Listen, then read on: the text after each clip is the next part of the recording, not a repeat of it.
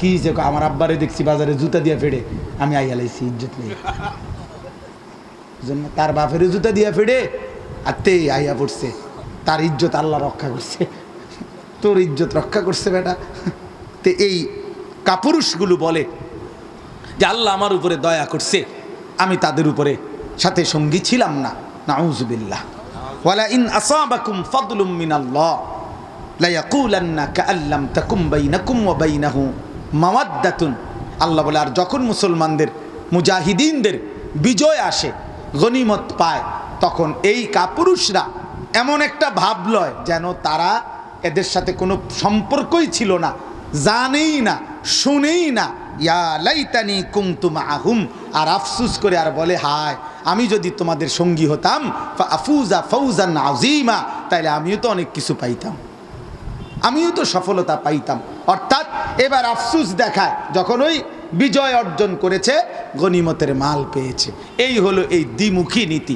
আল্লাহ তাআলা মুনাফিকদের থেকে আমাদেরকে হেফাজত করেন, আল্লাহ তাআলা কাপুরুষতা থেকে আমাদেরকে হেফাজত করেন। মুসলমান কাপুরুষ হতে পারে না, মুসলমান মুজাহিদ, মুসলমান আল্লাহর জন্য জীবন বিলিয়ে দেওয়া, এটাকে হাসতে হাসতে গ্রহণ করে।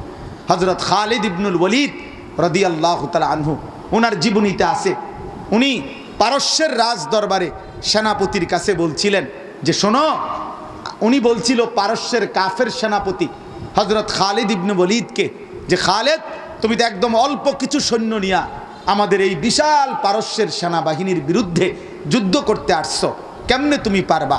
তখন তিনি বলছিলেন যে হে সেনাপতি, মনে রেখো আমি খালেদ এমন একটা বাহিনী নিয়ে আসছি যারা মৃত্যুকে এতটা পছন্দ করে তোমরা বেঁচে থাকাকে যতটা পছন্দ করো, তারা এই পরিমাণ পছন্দ করে মৃত্যুকে। অতএব তুমি যুদ্ধ লড়লেই দেখবা যে যুদ্ধের ময়দানের হালাত কি হয়, হালাত কি হয়। এজন্য আল্লাহ তাআলা বলেন, ফালিয়ুকাতিল ফি সাবিলিল্লাহিল্লাযীনা ইয়াশরুনাল হায়াতাদ দুনিয়া বিল আখিরাহ। সুবহানাল্লাহ। আল্লাহ বলেন, যারা দুনিয়ার এই ছোট্ট জীবনটাকে বিক্রি করে দিছে আখিরাতের বিনিময়ে, অর্থাৎ মুমিন যে নিয়ে সিদ্ধান্ত নিছে, যা আমার এই ছোট্ট দুনিয়া আর লাগবে না, আমি যা নেব আখিরাত থেকেই নেব, দুনিয়ার লাভ, দুনিয়ার আনন্দ, আরাম, আয়েশ সব বিক্রি করে দিয়ে আখিরাতকে কিনে নিছে, আল্লাহ বলে তাদের উচিত আমার রাস্তায় যুদ্ধ করা, যুদ্ধ করা। এরপরে মজার কথা শুনেন, ওমান ইউকাতিল ফি সাবিলিল্লাহ ফায়ুকতাল আও ইয়াগলিব। কি জ্বলন্ত আয়াত! আল্লাহ বলছেন, আল্লাহর রাস্তায় যে যুদ্ধ করে সে যদি ফায়ুকতাল শাহাদাত বরণ করে, আও ইয়াগলিব অথবা বিজয় লাভ করে, ফাসাউফা নুতিহি আজরান আযীমা, আমি আল্লাহ উভয়কেই শহীদ হোক আর বিজয় লাভ করুক, আমি সর্বশ্রেষ্ঠ বিনিময় জান্নাত দিয়ে দেব। সুবহানাল্লাহ, সুবহানাল্লাহ। তাইলে ফিলিস্তিনের যেই মজলুমরা শাহাদাত বরণ করছে, ওরা হেরে গেছে? আরে না বেটা, ওরা জান্নাতে যাচ্ছে। সূরা ইয়াসিনের মধ্যে আছে, ওই একজন ইমানদার সে কাফেরদের মোকাবেলায় যখন ওনাকে মারতে মারতে শহীদ করে দিচ্ছে, তখন আল্লাহ তাআলা ওই ইমানদারের সামনে ফেরেশতাকে বলছে, আমার জান্নাত গিয়ে আমার বান্দার সামনে ধরো। তো জান্নাত ফেরেশতা আইনা বলছে সরাসরি, কিলা দুখুলিল জান্নাহ, এই আল্লাহর বান্দা ঢোকো, ঢোকো জান্নাতে ঢোকো, উদখুলিল জান্নাহ।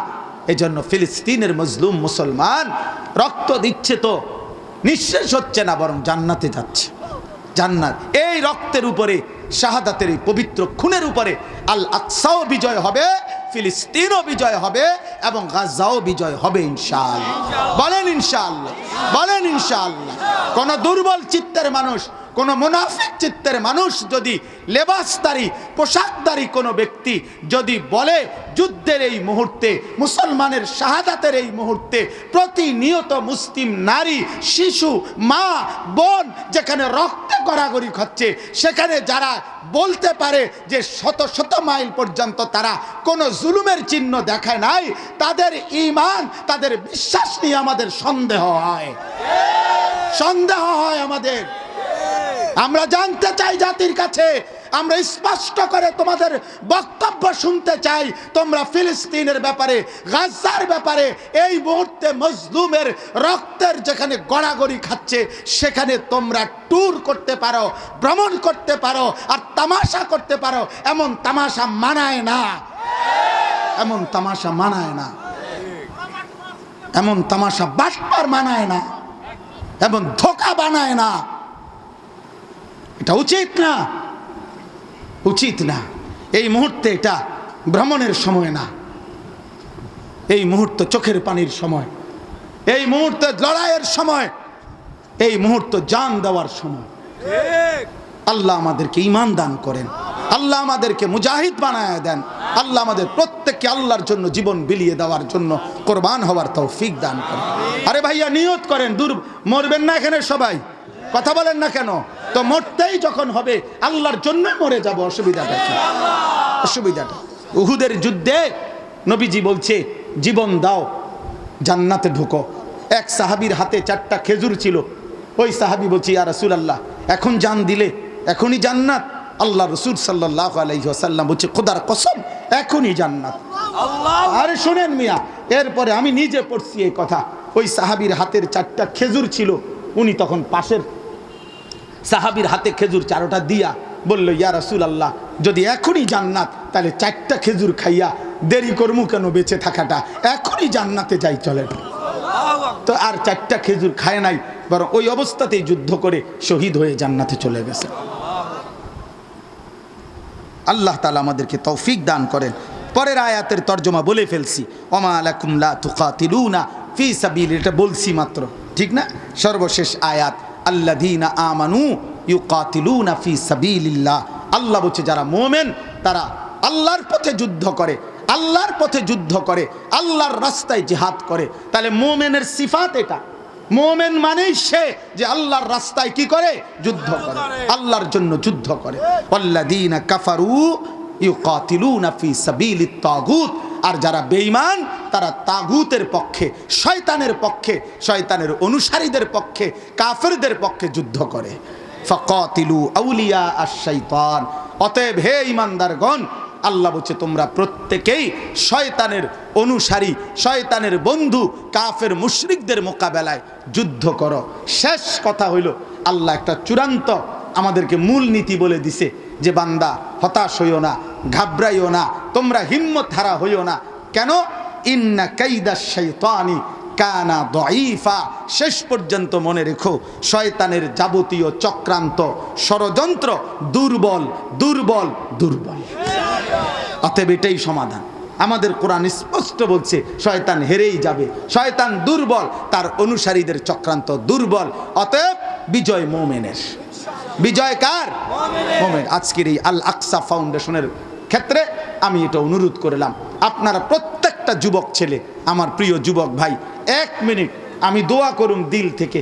এই ভাঙ্গা হৃদয়ে, এই মুহূর্তে ব্যথা ভরা হৃদয়ে আমি তোমাদের জন্য দোয়া করব। তোমরা লজ্জা না করে, শরম না কইরা 1টা মিনিট তোমরা নিয়ত করে, যেই ছেলেদের চুল বড়, এই যে সামনে এদিকে এদিকে এদিকে চুল বড়, তোমরা দাঁড়াইয়া নিয়ত করো। আমরা সব আলেম খোদার কসম দোয়া করুন তোমাকে লাগা যে ইনশাআল্লাহ তোমরা এই চুল কাইটা ফেলবা, চারদিকে সমান করবা, ইমানের দাবিতে মজলুম ফিলিস্তিনিদের পক্ষে দাঁড়াইতে গিয়া। দাঁড়াও, মাশাআল্লাহ, দাঁড়াও যুবক, দাঁড়াও ইনশাআল্লাহ, নিয়ত করো, নিয়ত। নওজোয়ান আমনে বসেন, আমনে যার চুল সুন্দর আছে হেনা, তুমি লজ্জার কিছু নাই, শরমের কিছু নাই, আল্লাহর জন্য কোরবানি করো, ঠিক আছে ইনশাআল্লাহ। পিছনে পিছনে আর নাই, পিছনে দাঁড়াও ভাইয়া, দেখেন যুবক, দাঁড়াও ইনশাআল্লাহ।